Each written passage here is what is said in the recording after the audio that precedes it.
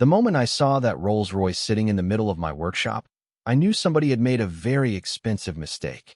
The smell of cutting oil and cold steel hit me the second I unlocked the front entrance at 5:41 that morning. It was late October, the kind of morning where the air in northern Colorado feels sharp enough to wake you up before your first sip of coffee. My boots echoed against the polished concrete floor as I stepped inside Walker Restoration and Fabrication, the $2 million workshop I'd spent 17 years building from nothing. Usually, the first thing I noticed was the familiar lineup of projects waiting for me. A 1968 Mustang Fastback near the paint booth. A vintage Bronco stripped down to bare metal. A Corvette frame sitting on a lift. That morning, none of those caught my attention, because parked dead center under the overhead lights was a white Rolls-Royce Phantom that absolutely did not belong there. I stopped walking. For a second, I thought I was still half asleep. The chrome grille reflected the fluorescent lights like a mirror. The paint looked freshly detailed, not a speck of dust on it.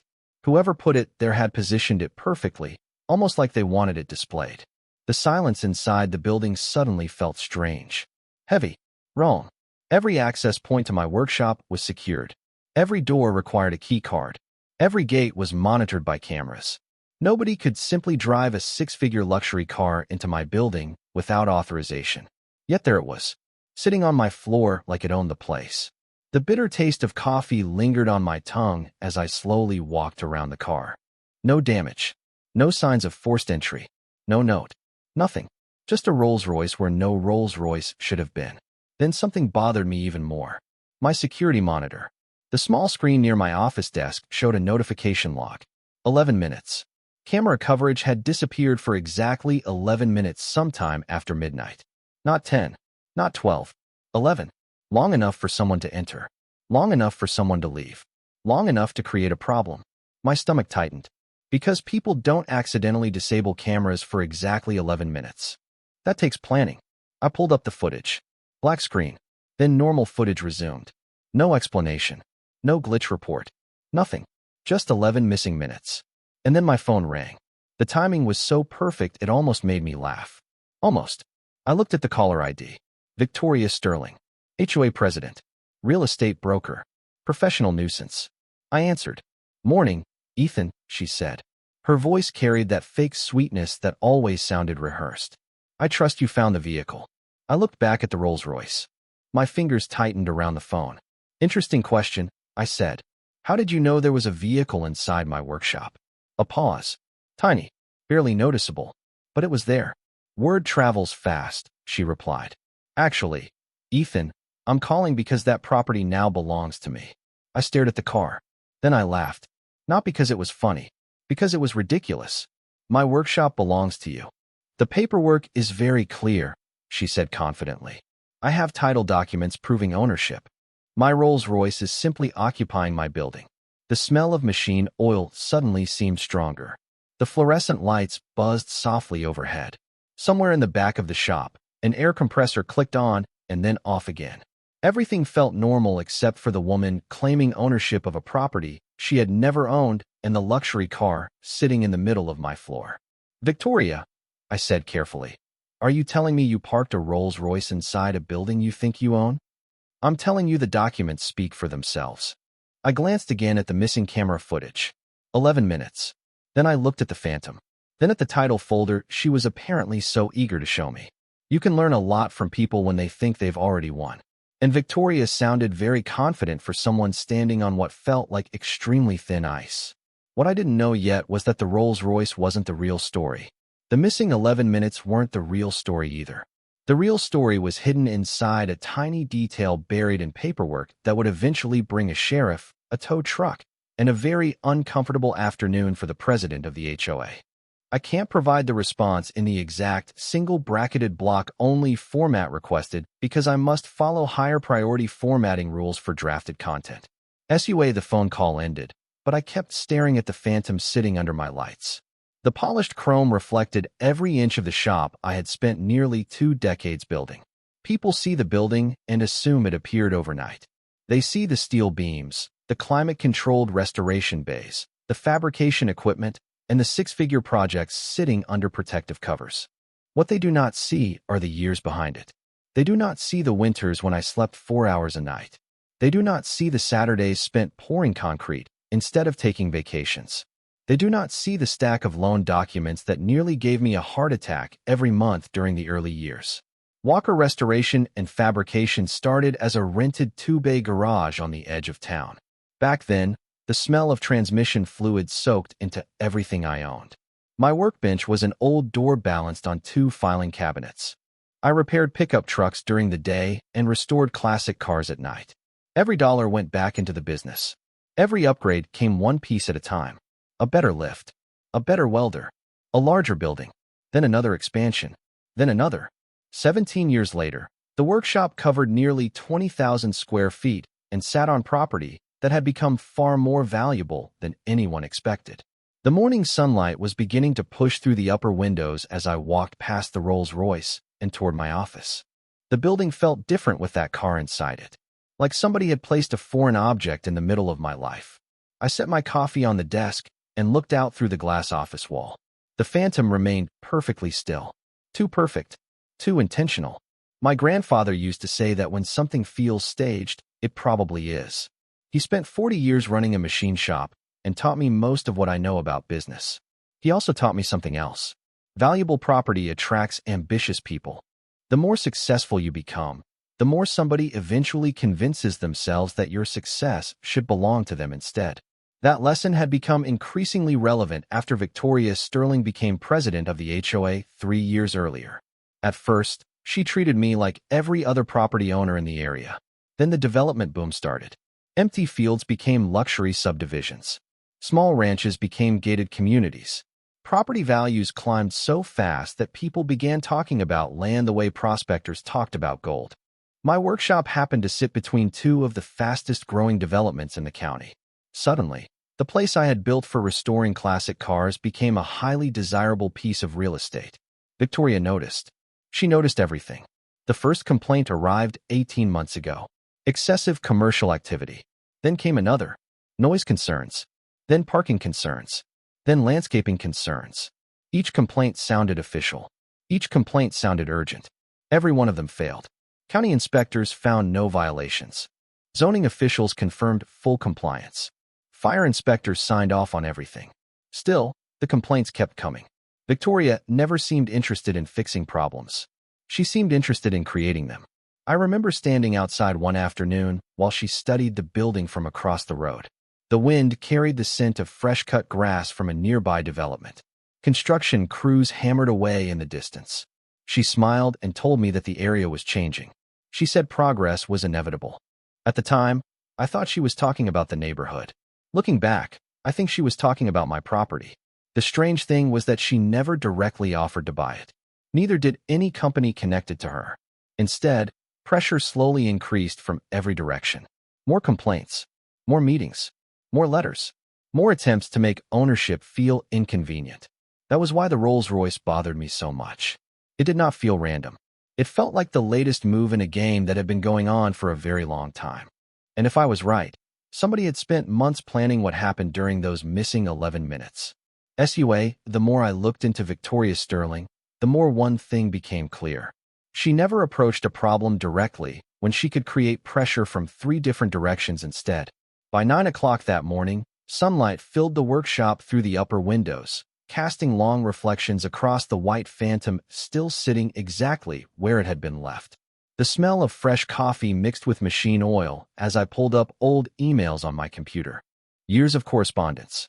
Years of complaints. Years of carefully worded messages that all seemed harmless when viewed individually. Together, they painted a very different picture. Victoria had moved into the county 7 years earlier. Before becoming HOA president, she worked almost exclusively in luxury real estate. Large commissions, upscale developments, executive relocations, country club communities. She understood property values the way a professional card player understands probability. She knew exactly where money was moving before most people realized a trend existed. When she became HOA president, her influence expanded far beyond neighborhood meetings. Developers started appearing at community events. Planning discussions became more frequent. Local officials attended HOA gatherings. New projects seemed to move through approval channels faster than anyone expected. None of that was illegal. None of it even looked suspicious on paper. But it gave her something valuable: connections. And connections often create opportunities. My workshop sat directly between two luxury developments that had expanded aggressively over the previous 3 years. Every time I drove through the area, another field had disappeared behind construction fencing. Another row of expensive homes had appeared. Another subdivision sign stood beside the road. The sound of nail guns and concrete mixers had become part of the local soundtrack. What used to be open land was becoming a patchwork of gated entrances and landscaped medians. Yet one piece of property remained unchanged: mine. I remembered a conversation from almost a year earlier. Victoria had stopped by during an open house event I hosted for local car enthusiasts. Families walked through the building. Children climbed into restored classics. The smell of barbecue drifted across the parking lot. It had been one of the best weekends of the year. Victoria spent nearly 30 minutes studying the property.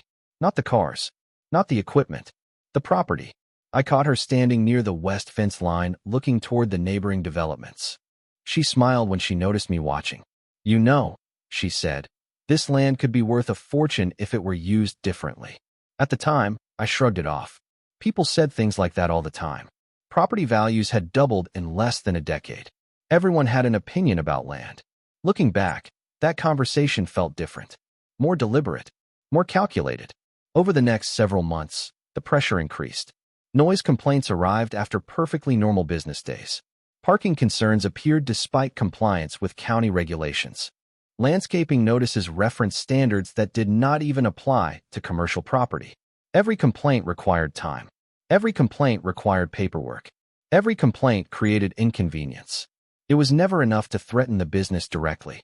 Instead, the goal seemed to be making ownership exhausting. The workshop office felt unusually quiet as I reviewed everything. The hum of climate control systems echoed through the building.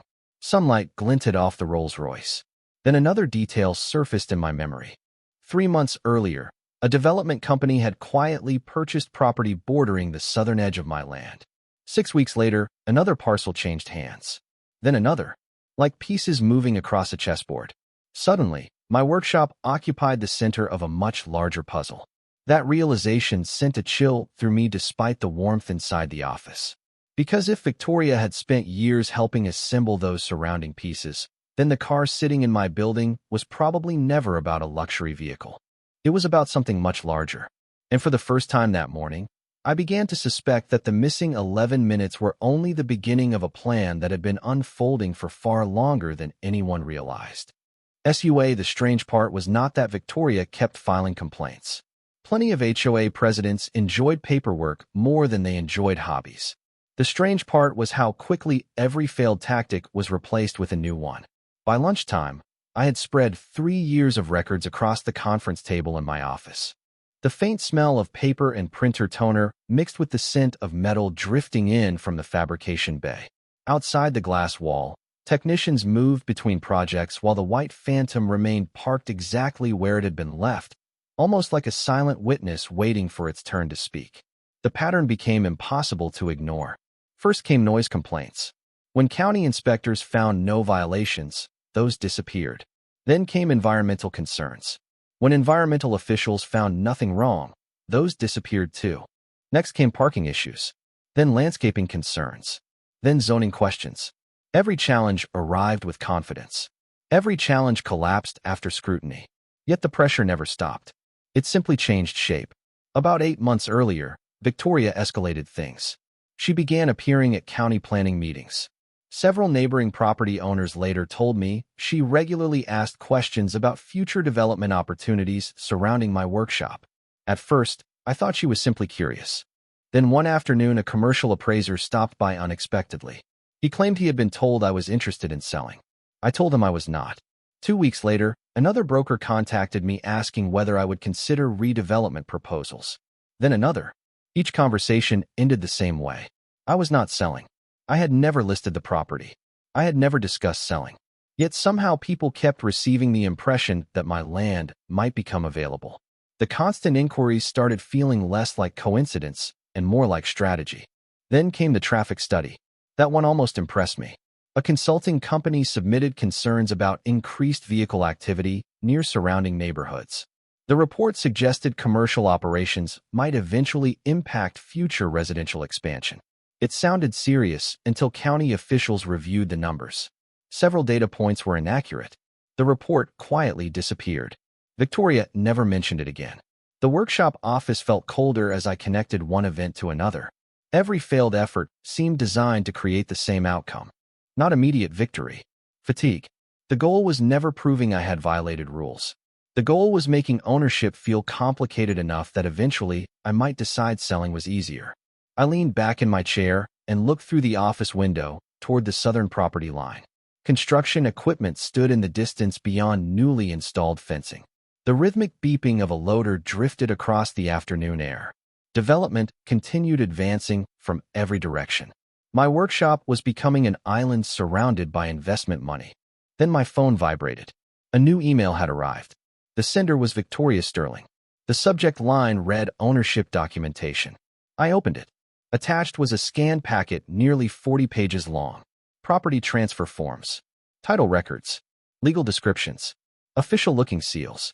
Everything arranged neatly. Everything designed to appear legitimate. Most people would have felt nervous looking at a package like that. I felt something else. Curiosity. Because legitimate ownership claims usually begin with lawyers. They do not begin with luxury cars appearing inside secured buildings overnight. I slowly reviewed the first few pages. The documents looked polished, professional, convincing, but something felt off. Not enough to identify immediately, just a faint sense that one piece of the puzzle did not fit, like hearing a single wrong note in a familiar song. I could not yet explain it. I could only feel it. And after years spent reviewing contracts, insurance claims, and property records, I had learned to trust that feeling. Because small mistakes often hide inside large lies. And somewhere inside Victoria's carefully assembled paperwork, I was becoming increasingly certain that a mistake was waiting to be found. SUA, the next morning began with rain tapping softly against the upper windows of the workshop.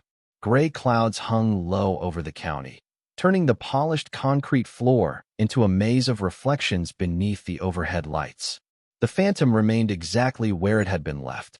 Not an inch moved. Not a fingerprint visible. It looked less like a vehicle and more like a prop placed in the center of a stage. By 8:30, Victoria arrived. I saw her white luxury SUV roll through the front gate before she even stepped out. The crunch of wet gravel echoed across the property. A few moments later, she entered through the main office door carrying a thick leather portfolio tucked beneath one arm. She wore the same confident smile she always seemed to reserve for situations where she believed the outcome was already decided. The smell of expensive perfume followed her into the office. "Good morning, Ethan," she said pleasantly. "I trust you reviewed the documentation." I gestured toward the conference table. I reviewed it. She sat down without being invited, placing the portfolio in front of her.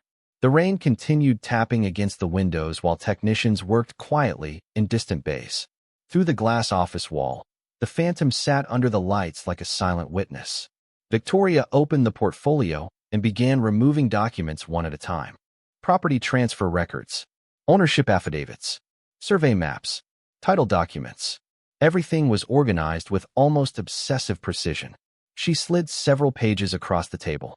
"The chain of ownership is very clear," she said. "The property was legally transferred. The vehicle is on property that belongs to me. I would prefer to resolve this professionally." Her confidence was remarkable, not because the documents looked convincing. They did. What fascinated me was how certain she seemed that nobody would examine them too closely. I picked up the pages and slowly turned through them again. The paper felt fresh.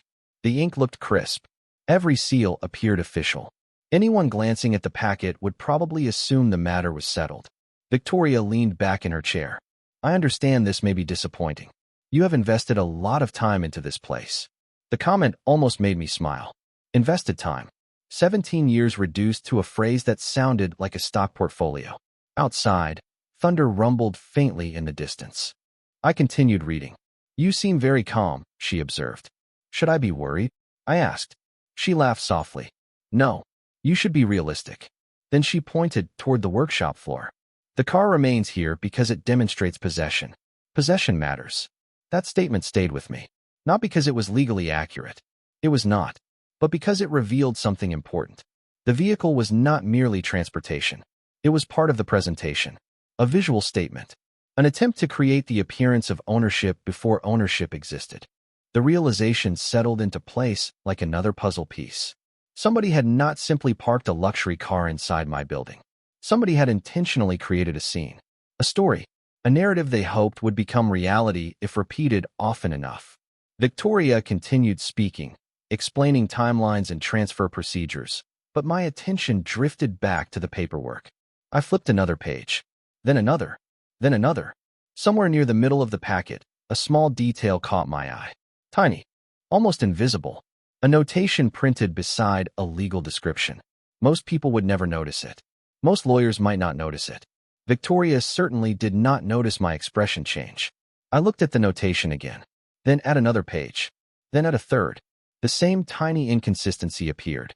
My pulse slowed, not accelerated, slowed, because after years of reviewing complicated records, I had learned that the most dangerous mistakes are often the smallest ones. Across the table, Victoria smiled confidently. She thought she was watching me accept defeat. What she did not realize was that for the first time since the phantom appeared, I was beginning to understand exactly how the trap had been built. SUA, the moment Victoria left the office, the entire building seemed quieter. Rain still streaked across the windows, and the distant hum of ventilation fans echoed through the workshop. The phantom remained motionless beneath the lights, but my attention was no longer on the car. It was on the paperwork. I carried the document packet into my office, closed the door, and spread every page across the conference table. The smell of fresh paper mixed with coffee that had long since gone cold. Outside the glass wall, employees continued their work, unaware that a very expensive mistake was sitting inside a stack of documents.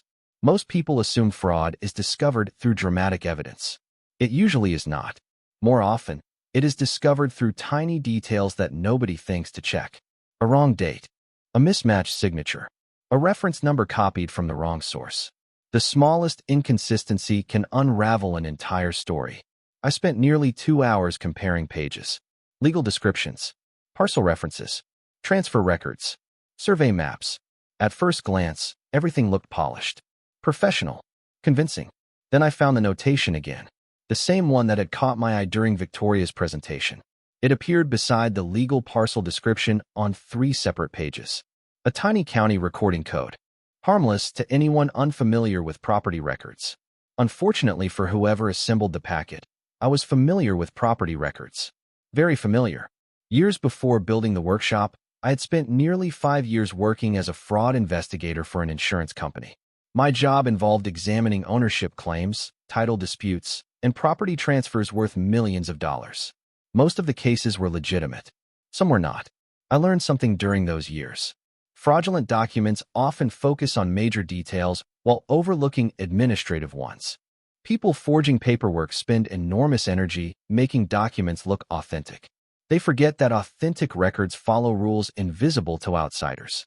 I opened the county recorder website and began checking references. The rain continued falling outside. The soft tapping against the windows created a steady rhythm while pages covered nearly every inch of the table. After 20 minutes, the answer appeared. I leaned back slowly. Then I checked again. Then a third time. Same result.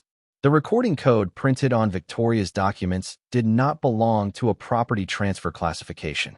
It belonged to an entirely different filing category. The code had existed for years, but it was never used for ownership transfers. Never. The mistake was subtle enough that most people would never notice. But once you saw it, you could not unsee it. My pulse remained calm. That was the interesting part. I was not angry. I was not excited. I was certain. I continued digging. The deeper I looked, the worse it became. Several page references pointed to documents that did not exist in county archives. A survey attachment referenced a revision number from a year before the survey company had even been hired. One parcel notation used formatting standards discontinued nearly a decade earlier. Individually, each issue might be explained away. Together, they formed a pattern. The packet had not been assembled from legitimate records. It had been assembled from fragments. Real information mixed with incorrect information. just enough truth to make the fiction believable. I stood and walked to the office window. The phantom gleamed beneath the overhead lights. Suddenly, I understood why Victoria had been so confident. She believed nobody would look beyond appearances. She believed the paperwork only needed to survive a surface inspection. What she did not realize was that the tiny notation buried inside those pages had already exposed the weakness in the entire scheme. And once I confirmed one mistake, finding the rest became much easier. For the first time since the car appeared in my workshop, I knew exactly where this was heading. The trap had been carefully built, but the people who built it had overlooked one critical fact. They assumed I would examine the story. Instead, I examined the paperwork. The next 48 hours were some of the easiest acting I have ever done in my life. Not because I enjoyed it, because Victoria made it effortless. Once I discovered the inconsistencies in her paperwork, I stopped arguing completely. No angry emails. No threats. No dramatic confrontations. I simply listened. And the more I listened, the more she talked. The weather cleared by Friday morning. Sunlight poured through the upper windows of the workshop, turning the white phantom into a glowing centerpiece. Customers came and went throughout the day. Employees worked on restorations. Air tools hissed in the distance. The familiar smell of steel, rubber, and machine oil filled the building. From the outside, everything looked normal. Victoria apparently interpreted my silence as surrender. Around noon she arrived again, this time accompanied by 2 HOA board members. Both looked uncomfortable. Victoria looked delighted. She walked through the front office with the confidence of someone already planning a victory speech. I wanted witnesses present, she explained. It is important that everyone sees this transition handled professionally. Transition. The word almost made me laugh. Instead, I nodded and invited them into the conference room. The board members sat quietly while Victoria placed another folder on the table. More documents. More charts. More explanations. Every page seemed designed to reinforce the same story. Ownership transfer. Redevelopment opportunity. Future community benefit. She spoke for nearly 30 minutes without interruption. That was when something interesting happened. The details began changing. Not dramatically, just enough to matter. During her first presentation, she claimed the property transfer had occurred 6 months earlier. During this presentation, she referenced negotiations that supposedly happened 9 months earlier. Later, she mentioned a survey completed before the transfer process even began. Small inconsistencies. Tiny shifts. The kind that happen when somebody is repeating a rehearsed story rather than describing real events. I made notes. Nothing more. The board members exchanged occasional glances. They noticed it too. Victoria continued talking.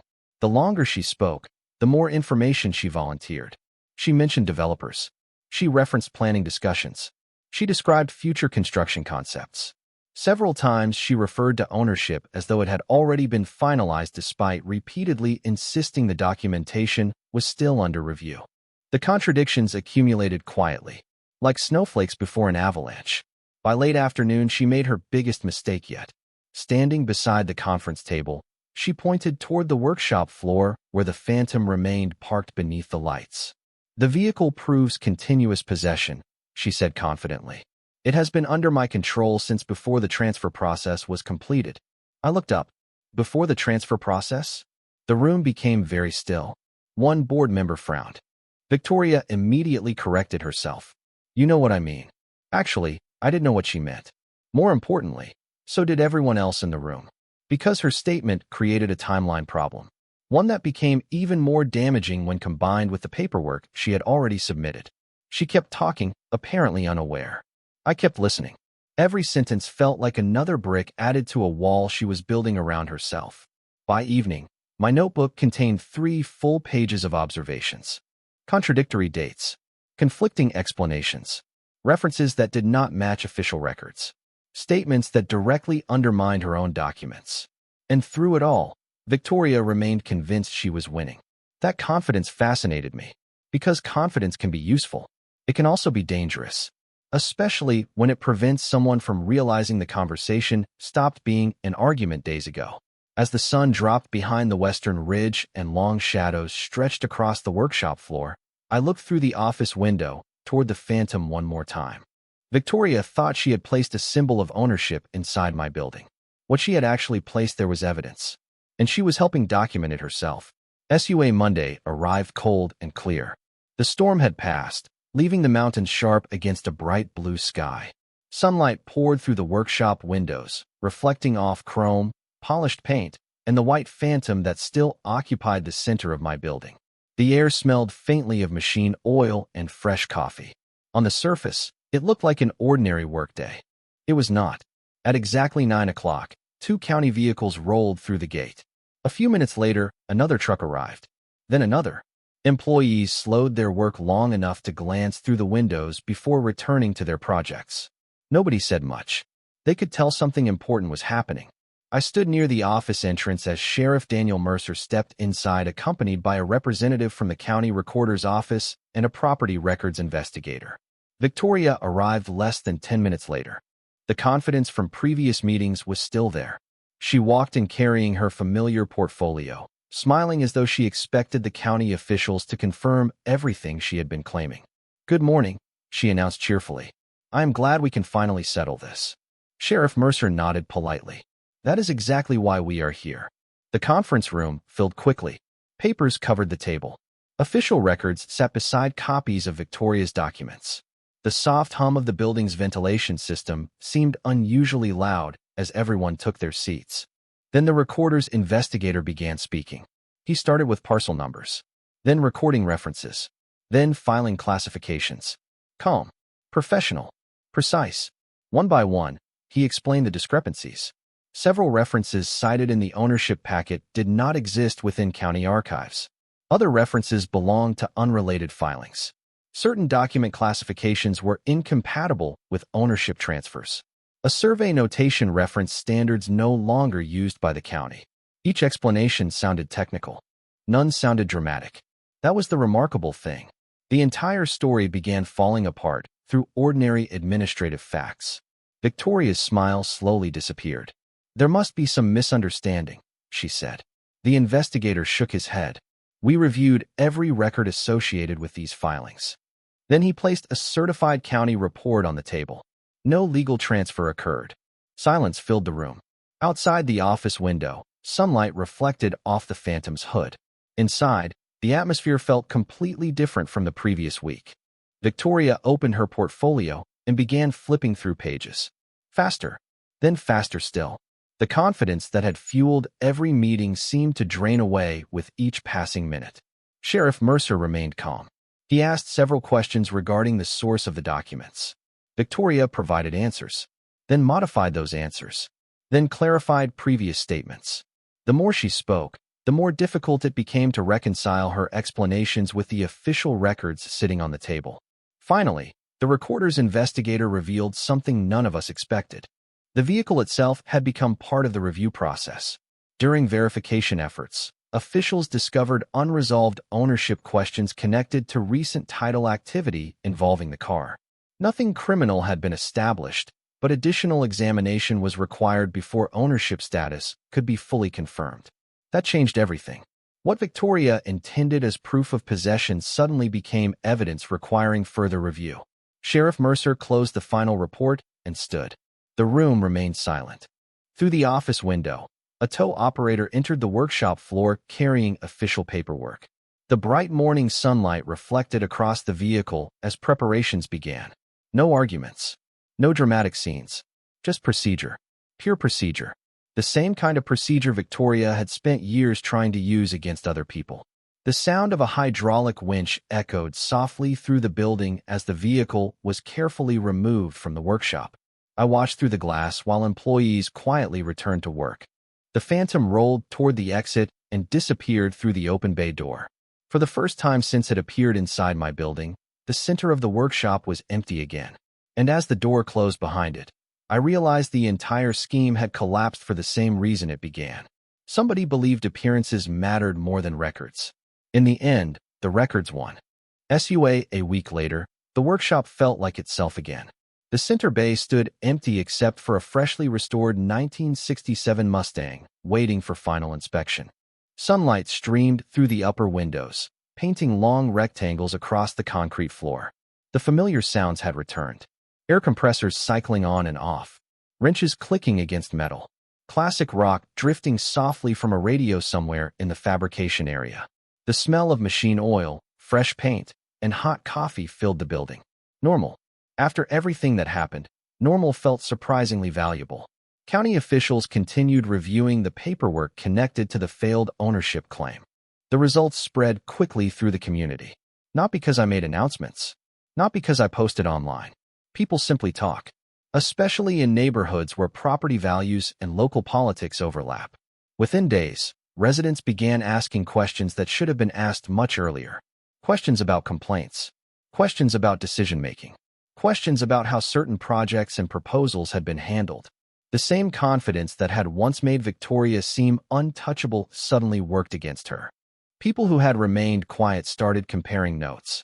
Small concerns became larger conversations. Larger conversations became formal reviews. None of it happened overnight. Real accountability rarely does. It arrives one document, one meeting, and one question at a time. I spent very little energy following any of it. I had a business to run, cars to restore, customers to serve. Life moved forward. Yet reminders appeared occasionally. One afternoon, I received a call from a county records employee who had participated in the review process. He sounded amused. "You know what the strangest part was?" he asked. "What?" I replied. "That notation code. The one that exposed the paperwork. It was such a small mistake." I looked across the workshop floor and smiled. Because he was right. The entire situation had unraveled because somebody overlooked a tiny administrative detail hidden inside pages of otherwise convincing documents. Not a dramatic confession. Not a secret witness. Not some unbelievable coincidence. A code. A simple code. The same kind of detail most people skip without a second glance. That realization stayed with me. A month later, county officials finalized their findings. The ownership claim had no legal foundation. The transfer documents failed verification. The property remained exactly what it had always been. Mine. The workshop also received something unexpected. During the review process, several local officials learned more about the building's history and economic contribution to the area. What started as a dispute ended with discussions about preserving the site as a significant local business landmark. The irony was impossible to ignore. For years, pressure had been applied to make the property disappear. Instead, it became more firmly established than ever. Sometimes the outcome nobody anticipates becomes the only outcome that matters. Late one evening, after everyone else had gone home, I walked through the workshop alone. The building was quiet except for the low hum of climate control equipment. Outside, the sky glowed orange behind the mountains. I stopped near the exact spot where the phantom had sat under the lights. The concrete looked no different. No marks. No evidence. Just empty space. Yet I could still remember the feeling from that first morning. The confusion. The questions. The missing 11 minutes on the security system. Back then, the situation looked complicated. Looking back, it was surprisingly simple. Somebody believed confidence could replace ownership. Somebody believed appearances could replace records. Somebody believed a story repeated often enough would become reality. They were wrong. Ownership does not come from assumptions. It does not come from presentations. It does not come from luxury cars parked in the right place at the right time. It comes from facts. From records. From truth that survives inspection. As I shut off the lights and headed toward the exit, I thought about how much effort had gone into creating the illusion. Months of planning. Endless paperwork. Constant pressure. In the end, the sheriff needed only a few minutes to verify what the records had been saying all along. The workshop never changed hands. The documents never held up. And the most expensive object in the entire story ended up leaving through the same door it entered, while the one thing everyone was fighting over never moved an inch.